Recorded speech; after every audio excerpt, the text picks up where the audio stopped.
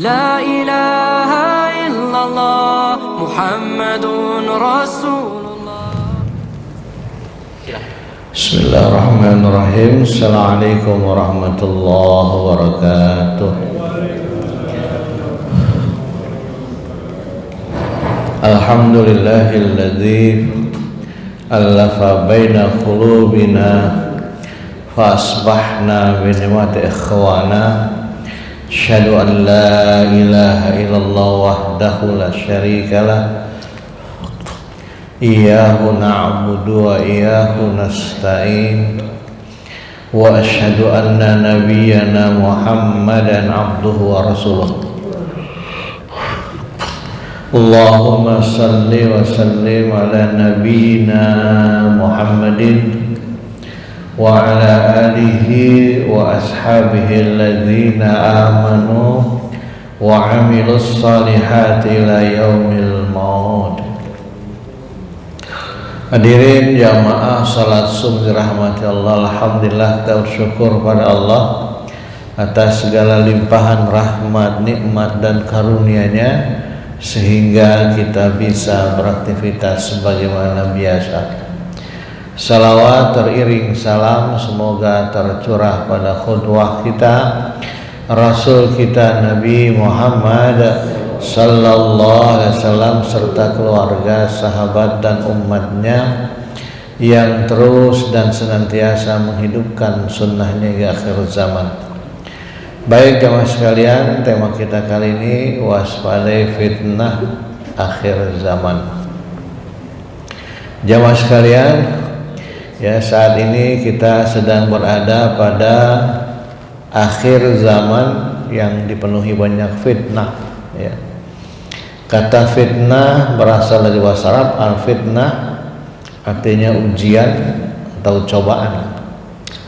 Banyak hadis Nabi menggambarkan tentang maraknya fitnah yang merupakan pertanda dekatnya hari kiamat.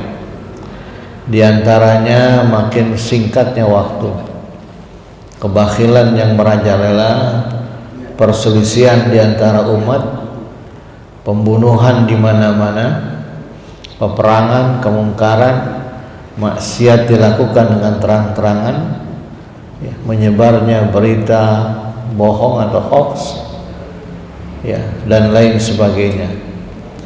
Dalam satu riwayat Nabi mengatakan, ya, tidaklah akan tersisa dari dunia ini melainkan cobaan dan fitnah, ya. Apa saja fitnah yang kita mesti waspadai di akhir zaman ini jamaah sekalian? Yang pertama adalah dicabutnya ilmu dan banyaknya pembunuhan, ya.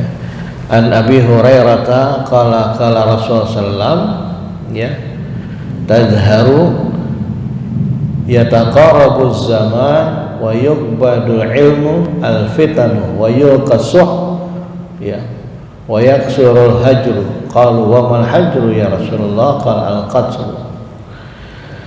Kata Nabi, zaman akan semakin dekat dengan dicabutnya ilmu. Artinya banyak wafat ulama-ulama yang mumpuni, ya. Kalau di Indonesia kita punya ahli hadis, ya, Dr. Mustafa Ali Yaakob, ya, telah wafatkan. Ada juga Dr. Lutfi, ya, cucu dari Mu'alim Mughni. Beliau juga pakar hadis ternama yang wafat di saat Covid, ya. Nah, dicabutnya ilmu dengan banyaknya ulama yang wafat, karena memang wafatnya ulama itu diangkat dan dicabutnya ilmu, ya. Kalau anggota dewan wafat, yang gantiin ngantri, ya, nomor urut berikutnya. Bahkan dulu ada sampai yang bukan urutnya nyuap KPK itu kan biar masuk. Tapi kalau ulama wafat, maka sulit ganti kaliber yang demikian, ya.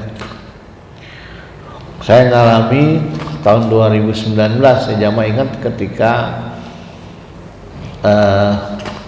wafatnya ulama kita Kiai Ma'mun Zubair, ya, dimana Itu kelebihan beliau yang Allah berikan maunah. Beliau bercita-cita kepengen wafat di Mekah karena dia muridnya Imam Maliki, salah satu ulama yang disegani di Mekah, dan beliau ulama kesayangan, ya, kesayangan gurunya, dan beliau sangat bercita-cita ingin wafat di Mekah. Maka di 2019 beliau ikut haji. Saya ingat wukufnya waktu itu hari Kamis, ya. Dan saat itu harusnya musim hujan, musim panas kayak kemarin. Jadi hari Kamisnya wukuf, hari Selasanya beliau datang langsung ambil tawaf, ya, umroh haji, ya. Oh, hari Senin, ya, Senin, saya ingat Senin beliau umroh haji. Dan situ masih ada mungkin ya di jejak digitalnya di medsos, dia bilang kalau saya diwafatkan Allah di hari Jumat, maka Allah mengangkat saya sebagai wali. Tapi kalau wafat saya hari Selasa, karena ayah saya dan kakek saya Allah wafatkan di hari Selasa, maka saya seperti ayah dan kakek saya, hanyalah ulama biasa saja. Bayangkan tuh, kita ada yang bisa kayak gitu yang prediksi, ya. Jadi setelah dia umroh ambil haji hari Senin dan diminta izin untuk mencium Hajar Aswad karena dia sangat dihormati di sana, didampingi askar, diberikan untuk mencium Hajar Aswad, pulang hari Selasa paginya wafat, gitu kan. Dan setelah itu mungkin saya karena saya di sana, ya, yang harusnya musim panas, mendung, sejuk, dan wukufnya hari Kamis itu dari mulai malam tuh gerimis, Pak, kayak di puncak Bogor aja. Karena saya khutbah Arafah, ya gerimis, panjang dari mulai malam sampai subuh sampai pagi, pokoknya kayak di Bogor lah. Yang harusnya musim panas. Subhanallah, ya. Selesai wukuf malamnya hujan besar yang sempat viral, ya, yang banjir di Mina, banjir bandang luar biasa. Jadi kata Nabi, ya, diangkatnya ilmu. Diangkatnya ilmu tadi banyak orang-orang alim Allah wafatkan, ya. Makanya kalau kita punya ulama yang mumpuni, kita jaga itu, Pak, ya. Kita rawat, kita muliakan, karena dia adalah bagian dari yang Nabi katakan diangkatnya ilmu. Karena Allah mengangkat ilmu dengan mewafatkan para ulama, ya. Al ulama warasatul anbiya, ulama itu pewarisnya para nabi. Apa yang diwarisi? Diwarisi ilmu dan akhlak. Ya, kalau ulama tidak berakhlak, ya nggak perlu kita ikuti, ya. Yang diwarisi dua, ilmu dan akhlak Rasulullah Sallallahu Alaihi Wasallam, ya. Maka dicabutnya ilmu. Kemudian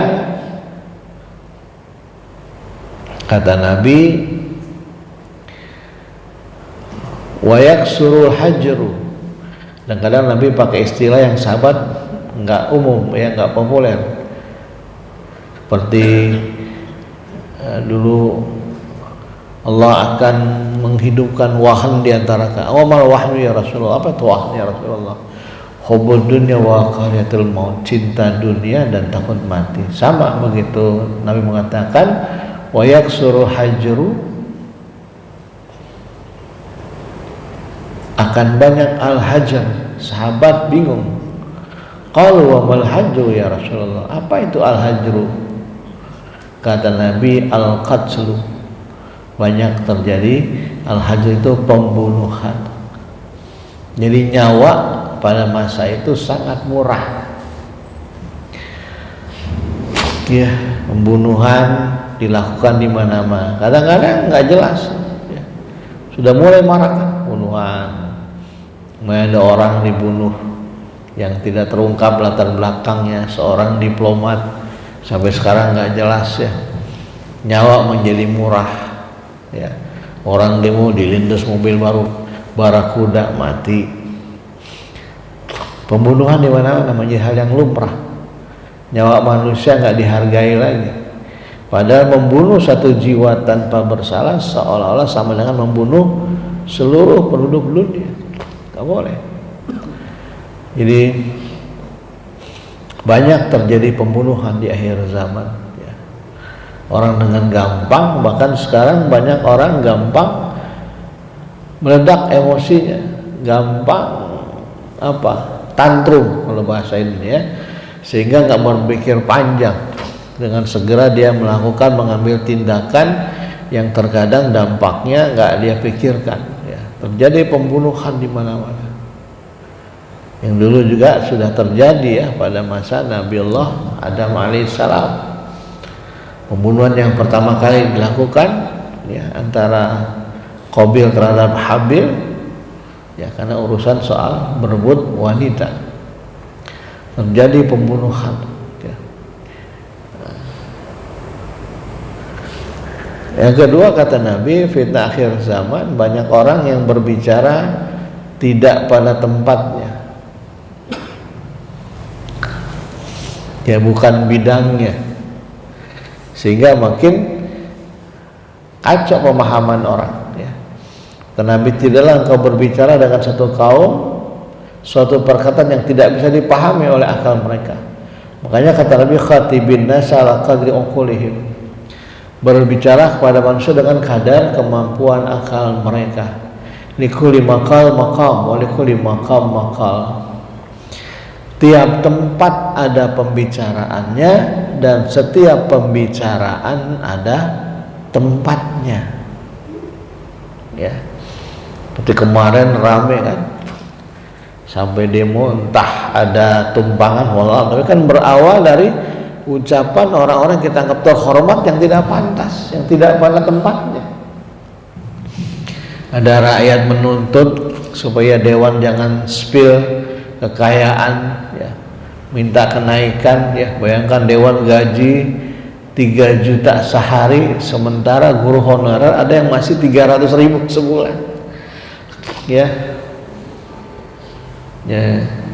di tanah wakaf Sedit Ciampus itu, ya kita masih, saya nggak perlu sebutkan lah, masih di bawah UMR. Tapi dibandingkan sekolah-sekolah sekitar, kami sekolah apa ya, insya Allah honor guru kita masih lebih baik dari sekolah-sekolah yang berbayar. Masih minimal kita masih di atas 1 juta honor mereka. Yang baru-baru pertama ada gaji seorang guru cuma dari Senin sampai Jumat ngajar cuma 450.000 sebulan. Coba ya, apa tidak miris kalau rakyat menjadi protes kan, sementara dewan yang nggak jelas kerjanya 3 juta sehari fasilitasnya. Ya, ketika rakyat protes malah itu bicara tidak pada tempatnya.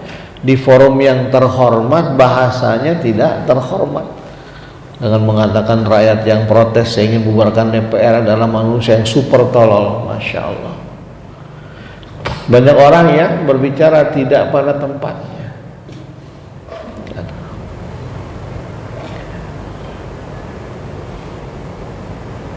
Ini akan menimbulkan fitnah ketika tidak bisa dipahami. Makanya kata Nabi tadi ya, tiap pembicaraan ada tempatnya, tiap tempat ada ucapannya. Rasulullah SAW ya sangat menjaga adab, makanya Nabi berbicara lihat dengan kemampuan orang yang di hadapannya. Jadi banyak orang yang berbicara tidak pada tempatnya. Hendaklah kita berbicara atau berhati-hati dalam ucapan kita. Salamatul insan fi hifzil lisan, keselamatan manusia dalam menjaga lisannya, lidahnya, ucapannya. Nah, ucapan itu kalau sudah melukai hati akan sulit dicari obatnya, akan sudah melukai perasaan, orang bisa menjadi marah dan bisa melakukan apa saja.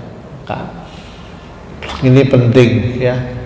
Di akhir zaman banyak orang yang berbicara tidak pada tempatnya, bukan pada bidangnya, sehingga makin menyesatkan manusia.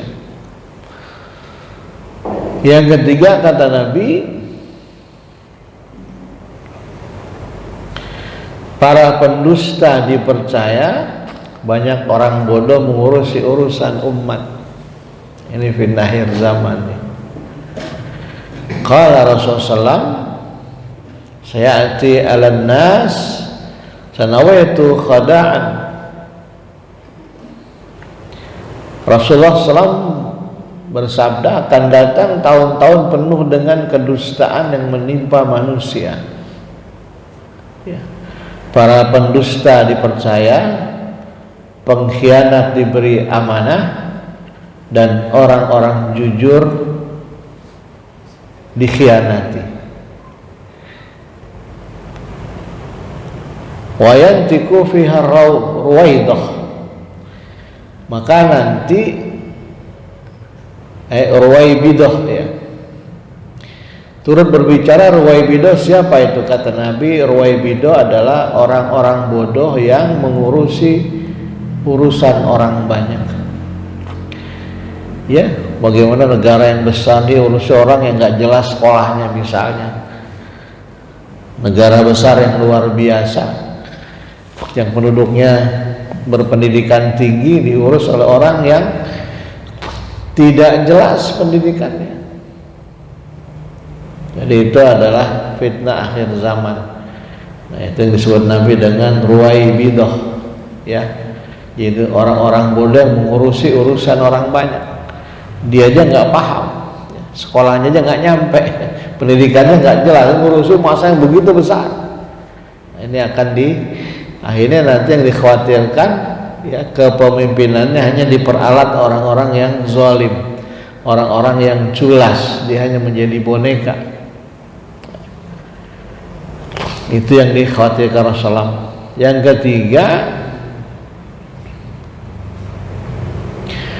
yang keempat kata Nabi, banyaknya kekacauan ya. Dimana banyak kacauan, di dalamnya ada orang-orang yang duduk lebih baik daripada orang yang berdiri, orang yang berdiri lebih baik daripada orang yang berjalan, dan orang yang berjalan lebih baik daripada orang yang berusaha dalam fitnah. Siapa yang menghadapi kacauan tersebut, maka hendaklah dia menghindarinya, dan siapa yang dapat tempat kembali atau tempat berlindung darinya, maka hendaklah dia berlindung. Nah, nanti ya banyaknya kekacauan. Jadi orang yang salah bisa jadi benar, orang yang benar bisa menjadi salah. Jadi kekacauan di mana-mana, hukum tidak ditegakkan dengan seadil-adilnya, hukum hanya untuk kepentingan penguasa.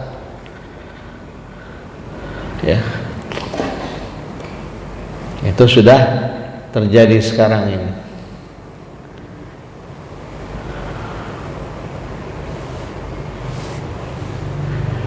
Yang kelima kata Nabi, timbulnya perpecahan di mana-mana ya.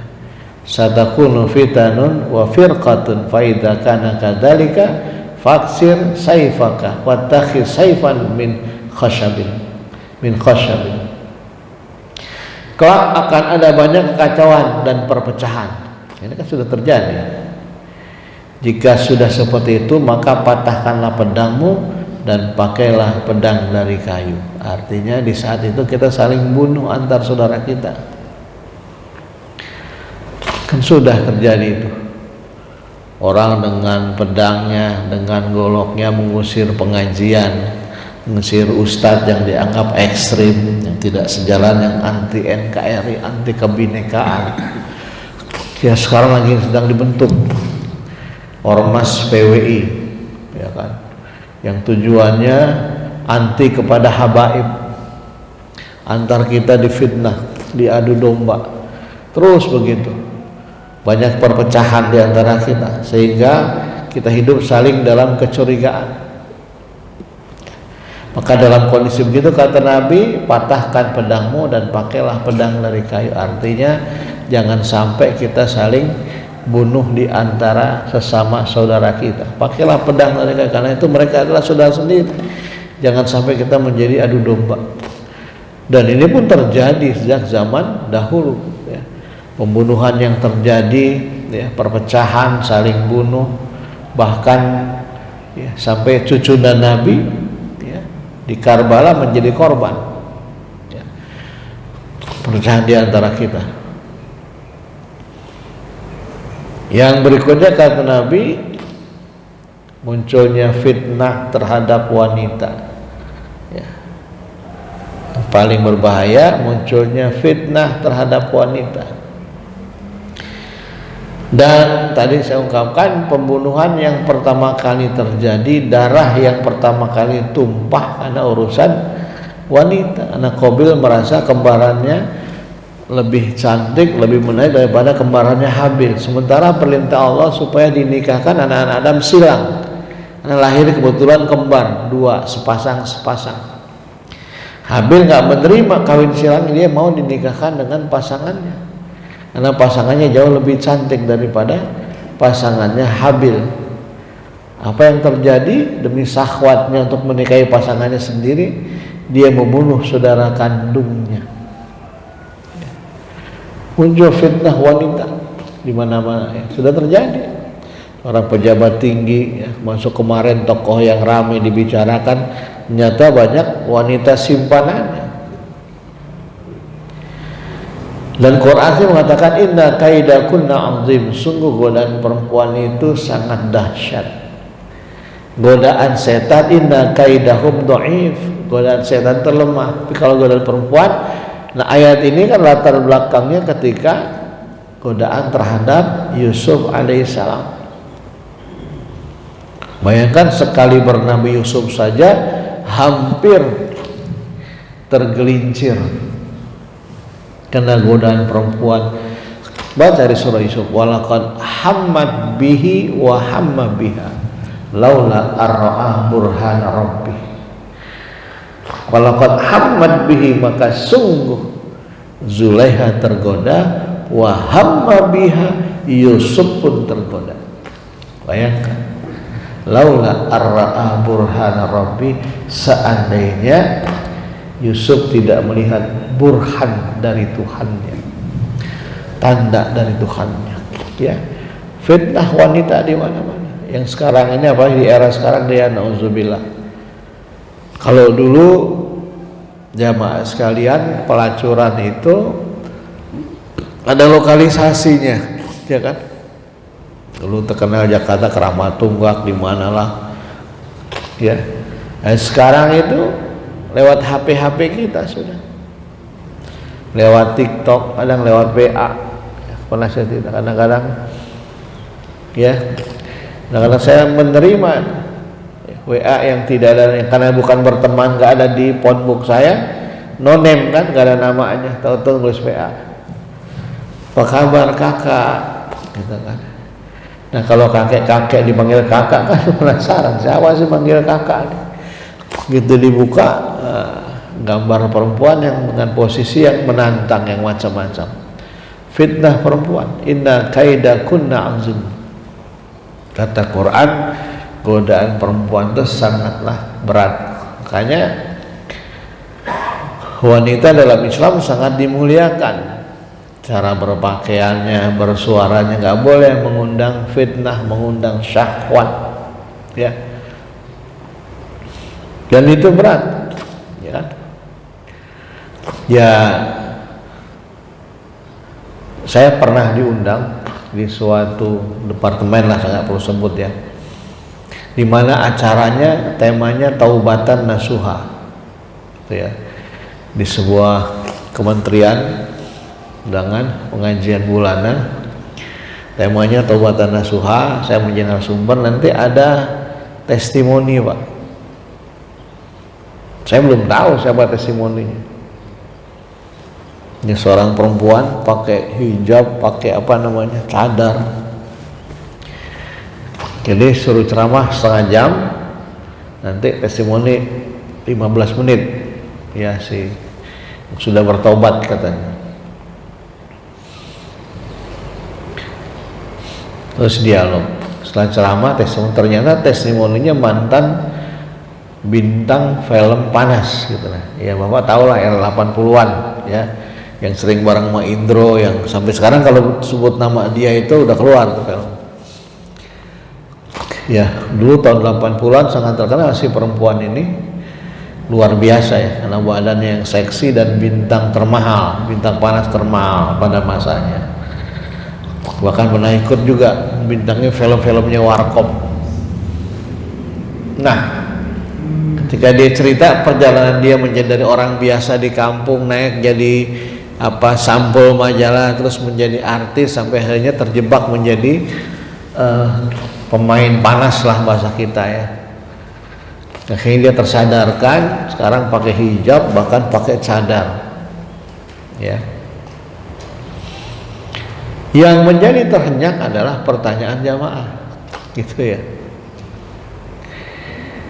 Ya Mbak, saya bangga Mbak sudah 180 derajat, karena sekarang dia aktifnya pokoknya pengajian aja dengan baju hitamnya, dengan cadarnya. Yang jadi masalah pertanyaan kami, YouTube Mbak sampai sekarang masih ada gitu ya kan. Kalau kita boleh tulis nama dia ya, EA gitu ya, sebetulnya nama inisialnya, nama Pak Sepang. Kembali EA itu keluar semua. Gimana? Nangis dia Pak. Iya Mas, mohon maaf. Ya itulah masa lalu saya, mau diapain katanya. Dulu kan kontraknya kontrak putus. Misalnya dia main film kan kontrak sama produser. Yang punya hak edar siapa? Produser. Dia mah hanya pemain, udah dibayar udah. Mau tampil begini begitu sesuai dengan skenario. Saya sudah memohon-mohon ada produser yang baik ngerti kok. Saya sama dia di take down dari YouTube. Ada yang nggak mau tahu. Woi, nah ini sumber duit saya. Kamu kan udah saya bayar. Kalau nggak puas ke pengadilan aja. Karena tiap hari orang nonton kan duit ngalir tuh miliaran ke produser. Nah dia kebagian dosanya. Dia bilang ya Allah yang maha tahu lah, saya sudah tempat saya nggak ya. Ada yang produser yang mungkin yang dia orang kapital ya, kalau mau bayar sekian M saya take down ini. Kalau nggak mau ya ini kan kamu udah saya kontraknya kontrak putus, hak edar ada di produser bukan di pemain. Jadi hanya duit mungkin 20 tahunnya dapat duit 10 juta 105 gede masanya itu sekarang, tapi film itu masih ada. Kalau apa buka lah di YouTube ya, atas EA gitu keluar tuh peran-peran dia yang luar biasa. Nah, fitnah wanita, dia tanya itu nangis. Jadi inilah bahayanya dosa jariah, fitnah wanita muncul di mana-mana. Sekarang banyak kejatuhan karena fitnah wanita, makanya kita diminta menjaga diri dari fitnah wanita. Kemudian yang terakhir jamaah sekalian, yaitu dengan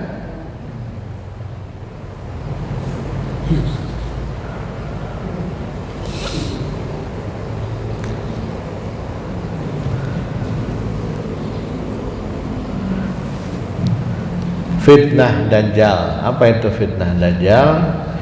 Adalah ujian besar yang akan dihadapi umat manusia menjelang akhir zaman. Dajjal diyakini sebagai sosok yang menyesatkan, yang mengaku sebagai Tuhan, membawa banyak orang terfitnah dan menyesatkan.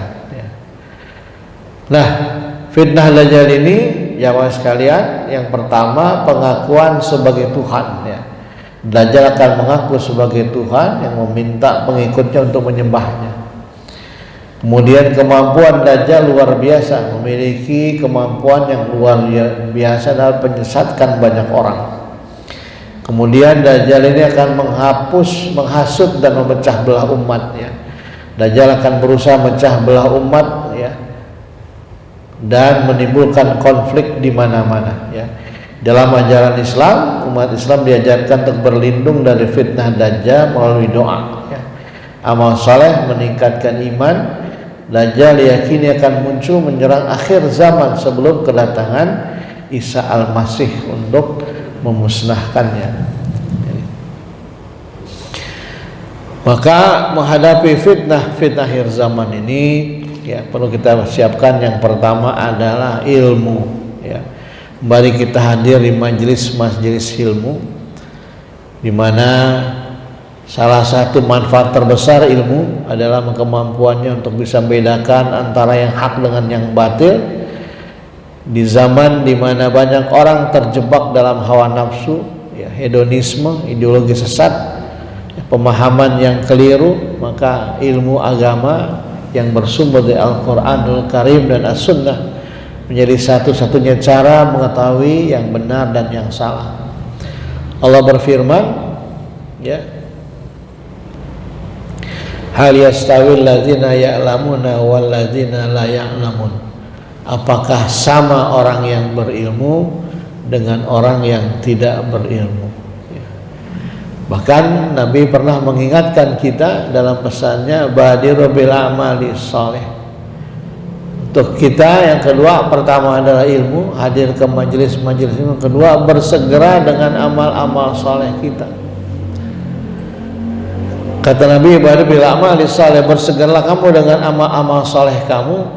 Akan datang satu masa fitanun kaqitai lail muslim, satu masa yang gelap gulita, fitnah, ya, yang seperti malam yang gelap gulita.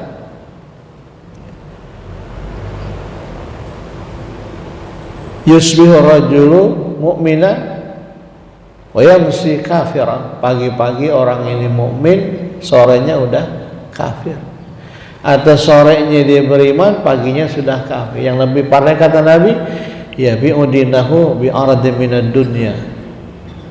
Nah, dia menjual agamanya dengan sedikit, ya, menjual agamanya dengan murah, dengan sedikit keuntungan dunia. Yang kedua, ya, dengan kita senantiasa memohon perlindungan dan doa pada Allah Subhanahu wa taala. Ini. Maka kita diminta tadi bersegera, ya, dengan amal soleh sebagaimana firman Allah dalam surah Ali Imran 33, wasari'u ila maghfiratin min rabbikum wa jannatin arduha as-samawati wal ardu 'iddat lil muttaqin. Dan bersegeralah kamu pada ampunan dari Tuhanmu dan kepada surganya Allah yang luasnya seluas langit dan bumi, ya. Maka yang berikutnya segera, ya, dengan amal-amal saleh kita di zaman yang ini. Kita tidak pernah tahu kapan kita dipanggil Allah. Jangan sampai nanti penyesalan datang ketika kita sudah tidak lagi bisa berkesempatan untuk berbuat hal yang baik di tengah fitnah yang luar biasa ini. Kita bersegera, jangan menunda-nunda kebaikan kita, ya. Bapak yang sudah mau haji, ketika udah keluar porsinya jangan ditunda, mendaftar segera. Nah, inilah jamaah sekalian, ya, kajian kita hari ini tentang fitnah-fitnah di akhir zaman, yang mudah-mudahan dengan pelajaran ini, pertama kita terus, ya, berada di majelis-majelis ilmu. Yang kedua, kita bersegera beramal saleh, yang sampai kita menjadi kena fitnah, ya. Seperti ada seorang sahabat yang bernama,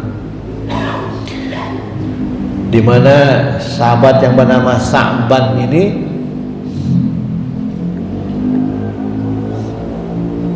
menjelang wafatnya ada ungkapan yang aneh, ya, sehingga keluarga tetangganya bingung. Dia meninggal nggak sakit lagi. Begitu sebelum meninggal ada 3 ucapan, ya, yang disampaikan ketika Rasulullah bertakziah, andaikan jauh, andaikan jauh, andaikan baru, andaikan baru, andaikan semuanya, andaikan semuanya. Maka ketika ditanyakan kepada Rasul yang bertakziah ke rumah Sa'ban, mana Sa'ban ini sahabat yang rajin sholat subuh, selalu berjamaah ada di saf kanan paling depan. Satu hari dia nggak datang, Nabi minta diantar ke rumahnya. Jauh ya Rasul, 2 jam perjalanan dari rumahnya. Nggak apa-apa. Diantar oleh sahabat. Kenapa dia tidak datang subuh? Ternyata meninggal ba'da Isya, langsung dikuburkan malam itu juga, ya, karena kan Mbak Abdul langsung disegerakan. Cuma ada yang aneh kata sahabat, ketika menjelang wafatnya ada 3 ucapan yang kami nggak paham. Oh, dia meninggal dengan tenang. Pokoknya ketika cerita itu Jibril memberikan gambaran tentang akhir hidup Sa'ban. Dia melihat sakatil maut tentang amal soleh yang sudah dikerjakan. Yang pertama, andaikan jauh, andaikan jauh. Sa'ban melihat selama ini dia berjamaah dengan Nabi di masjidnya, jalan kaki 2 jam, itu terlihat langkah kaki kanan terhapus, terangkat derajat, langkah kaki kiri terhapus dosa. Sahabat merasa menyesal, andaikan jauh, seandainya rumah saya lebih jauh lagi dari ini, tentu lebih hebat pahala yang saya dapatkan. Andaikan baru, kata sahabat, dia pernah satu hari di musim dingin memberikan bantuan jaket kepada musafir yang menggigil di teras masjid, sehingga dia merasa hangat dan meneruskan perjalanannya, dan Allah mengganjarkan dengan pahala yang besar. Kata sahabat, andaikan baru, seandainya saya kasih baru, tentu lebih hebat lagi pahalanya. Andaikan semuanya. Di saat sahabat lagi ngeteh pakai roti, tiba-tiba pengemis lewat, "Tuan, bantu saya, tolong saya dari semalam belum makan." Dia pikir nggak, roti tadi dipotong dua dikasih kepada pengemis tadi. Rupanya pahalanya dia menyelamatkan pengemis dari kelaparan, mengganjarkan dengan pahala yang besar. Dan sahabat menyesal, andaikan seandainya saya kasih semua roti saya, tentu lebih hebat lagi pahala dan doa sang pengemis buat saya. Itu diucapkan ketika dia sakaratul maut. Artinya sahabat menyesal tapi sudah berbuat baik. Jangan sampai di akhir zaman yang penuh fitnah ini kita menyesal dan kita belum berbuat kebaikan apa-apa. Wallahu a'lam bishawab. Benar datangnya dari Allah, keliru dan salah kesilapan saya pribadi. Pada Allah saya beristighfar, pada jamaah saya mohon maaf. Assalamualaikum warahmatullahi wabarakatuh. Ada pertanyaan silahkan.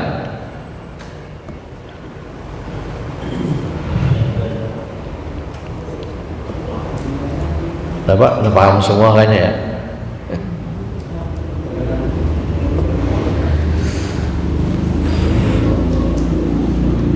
Ya, kalau nggak ada tutup dengan doa ya, kita salat fajar.